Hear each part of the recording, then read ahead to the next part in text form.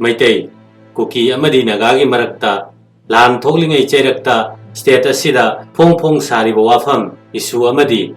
Sahi Sidagi Satava Horiba, Mikok Masing Tiba, Population Census Sigi Mamangda, Manipur Oina, NRC, National Register of Citizens Samahana Handuna, Illegal Immigrants Sing Masak Khandoknaba Tantokraba Matungda, Mikok Masing Tiba, Population Census Paikatpana, Status Sigi Socio-Economic Political Structure da, Ahong Bakaya Lakhanduna, Nena Taba, Tangdu Laitaba Piba Mama Lakhanbangamgani Haibasini. Masimaktana, Civil Society Organization Kayana, Sarkada, NRC Taunabakan Taksilibani. Masigi Marudi, Status Sida Ladiba Purup Karada, Mishing Chauna Hengalakpa, Demographic Challenge Kaya Lakpa Sina, Zaiteng Amatatana Piriba Sini. Atopa Mapangi State, Kudamoina Harabada, Assam Amasung Bengal Dadi, Naro the Sangsilakpa infiltrators sing, Maroina Bangladesh Tagi, Aina Yadavamong the Hizilakpa illegal immigrants sing is Samasyani. And the Pangtokiba, Assam Amasung Bengal Assembly election da infiltrators sing Tantokpa, Zahan Kiba, Havasina, election gi Marueva campaign Amoi Kravani. Manipur gi Samasyana, Apan Lebak, foreign country Oriba, Bangladesh, Myanmar, Amadi Nepal Regi, Naron the Sangsilakpa illegal immigrants singi Watokni. Warakli Wafiva Masida, State Sarkar Sulumna Lauduna, Expert Committee Amana Kupna Nainaraga, NRC Semba, Implement Toguna Chumgani Haina Pirep Lauri. Nakalamaromda, Academic Discourse, Samadi Intellectual Discussion, Kana Nainavakaya, Pangtoktuna, NRC Matangda, Tongan Wapam Putorakli. Assam State Day, NRC Pangtoki. Matawadugumna, Manipur su NRC Pangtoki Bra Haina, Sahi Karagi Mamangda, Political Analyst Samana, State Home Department ta, RTI Application Thavada, Ministry of Home Affairs ki, Imphal da Laiba Directorate of Census ki, Assistant Director Amana Pirakiba Paukumdi. National Registers of Citizenship, Lising Amagachamapan Yakai Matoyasi, Kanana Sembano Kangde. Aduga office asidasu asiguma makalgi record amata leite khangalakhiba sini nakalamaromda Census of India lisingamaga chamapan yakai mathoigi Assam Manipur Tripura gi administrative report ki matungina Census samadi NRC asi punna tomina thibagi wafam puthorakpada natana thabakasi pangthoknaba Manipur gi oina sel kaithokibana chingbagi wafam thorakpa sini amabu arabasu Lebakasida NRC Sataki Bahaibasi, Assamgi NRC Asini. The Singamaga Chamapan Yankai Matoida, Atopa State Sing the NRC Satakrabaso, Assamgi Gumna, National Register of Citizens List, Record Tamobungam Kidaba Sigi Dasani.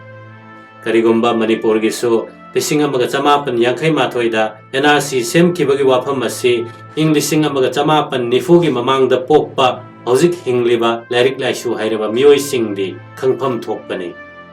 Bharatna Ningkha Tamlaba Matungi, Ihan Hanba, Mikok Masing Tiba, Population Census, English Singamaga Chamapan Yankai Matoi the Pangtoki. Bharat Pakistan Khandoknaba Matungda, Pakistan Saruktagi, Maroina East Pakistan Sector Dagi, Thomjilakliba illegal immigrants Sing Asina, Assamgi demography da, Hanagi Yelhumi Waina Kundazariba Purup Sing, Maroina Sami Zati da, Saifu Kaya, Pirakadaba, Amadi Wahelakadaba Kaya, Adu Kanglu Ururaga, Matamdugi Assamgi Luchingba, Nationalist Leader, Bharatna Ningkha Tamdringai Mamangda, Assam Province ki Prime Minister, Amadi, Assamgi Ihan Hanba Chief Minister Waikiba, Gopinath Bardoloi Giluching Makhada, Assamgi Oiba, National Register of Citizens Sem Kibani. Bharat Sarkar na Paikhatpa, Mikok Masing Tiba, Census Tata Adu da Yumpam Waraga, Amukhanna, Kungang Sing da Satuna, Hanana Kundari ba Yum Singi Mioi Sing, Maming Mathaga, Record ka Chana Halaba, Verification Toro Matunda Sem Kiba, Tongan ba Assamgi Oiba, Citizens List, Citizens Register ne. Asigum laba register sing asi, District ki, Deputy Commissioner ki Office sing Amadi, Subdivisional Officer sing ki Office ta Thamlambadagi, Mang Takidana ba, English sing Amaga Chamapan Humpugi Matamda, Manakta po Police Station singi Mal Kanada, Chekshin na Thamkibani.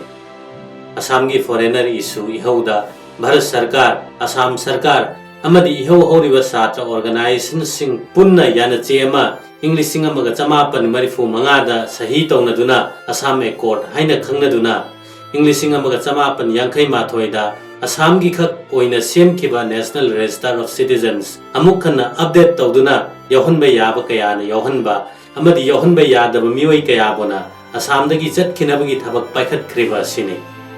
ꯑꯦꯀꯣꯔꯗ ꯑꯁꯤꯒꯤ ꯃꯈꯥꯗ ꯏꯪ 1963ꯒꯤ ꯃꯥꯔꯆꯀꯤ ꯇꯥꯡ 24 Bangladesh war ꯊꯣꯛꯄ ꯅꯨꯃꯤꯠꯅ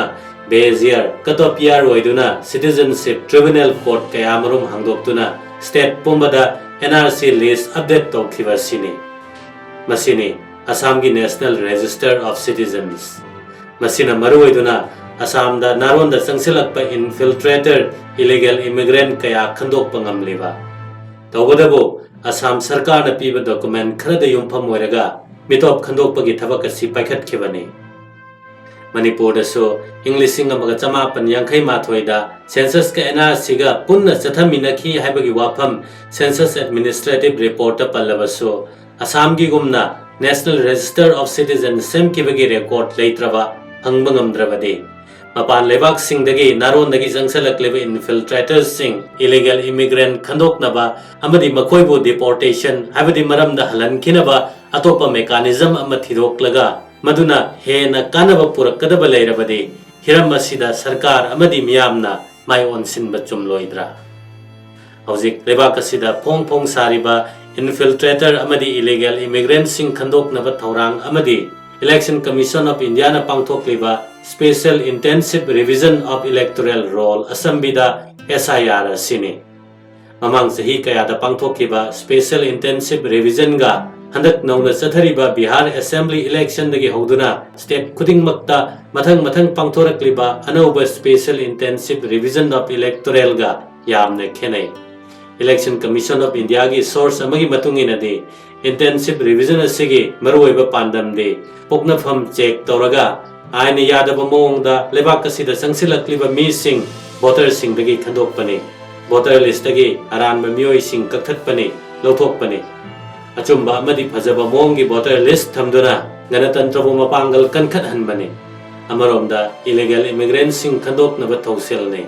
infiltrator सिंग असि लेबाक असिदा लेहंदनब थौरांगदा सरकार ने पीबा वेलफेयर स्कीम अमत्ता फंगहलोइदौरी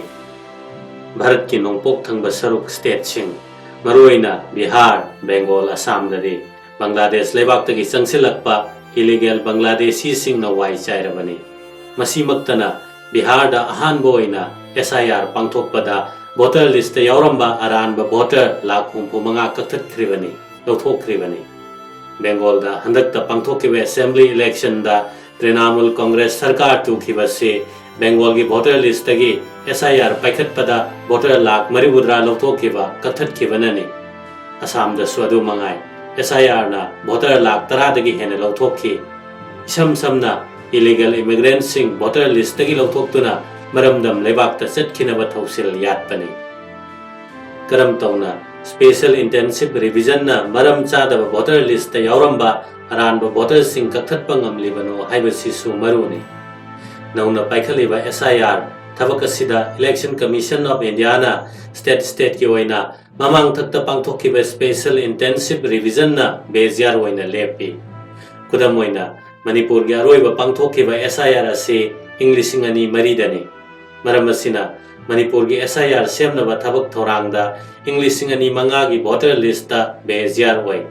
स्टेट खुदिंगमक्की बेजियार मानदे चही कयागे ममांगदगे electoral roll voter list press number चेगी वोटर लिस्ट ओरंबादो चटखिबा चही 1950 की मतुंगदगीदी डिजिटल वोटर लिस्ट हाइबदी कंप्यूटर मशीन दा थाजिंदुना असेंबली केंद्र सिंह के वोटर लिस्टिंग असी चीफ इलेक्टोरल ऑफिसर के ऑफिस अमदी इलेक्शन कमीशन की वेबसाइट पोर्टल अमदा स्टेट की ओइना अपलोड तौदुना थंबा सिने मणिपुर यावना अतोप स्टेट खरा चलिबा चही असिगी सेप्टेम्बर फाउबगी मनुंगदा SIR पांगथोक्तुना ड्राफ्ट इलेक्टोरल रोल सिंग अमदी फाइनल इलेक्टोरल रोल फोंगनबा कन्ना थबक यंगसिलिबा मतमने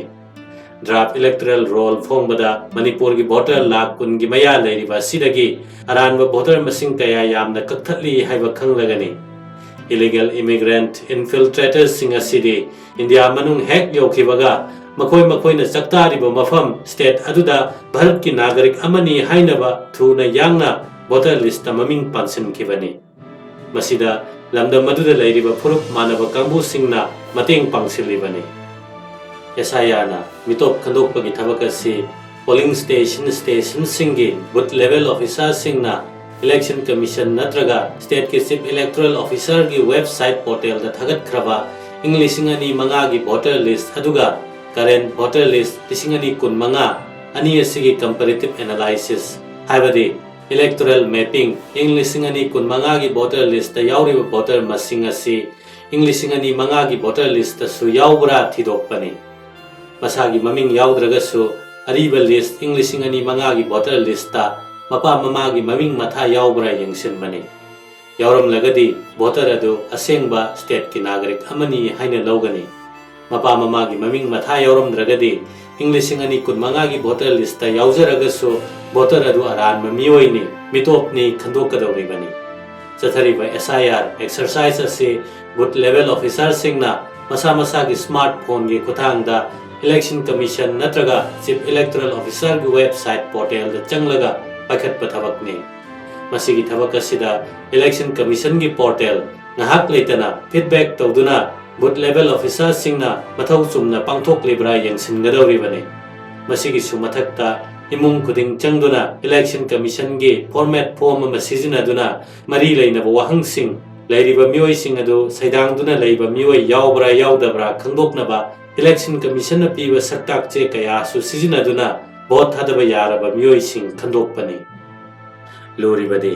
Manipur gi NRC sembada beziara se English sing amaga chamapan yankai mathoi oigadabani haina lup kaya na lauri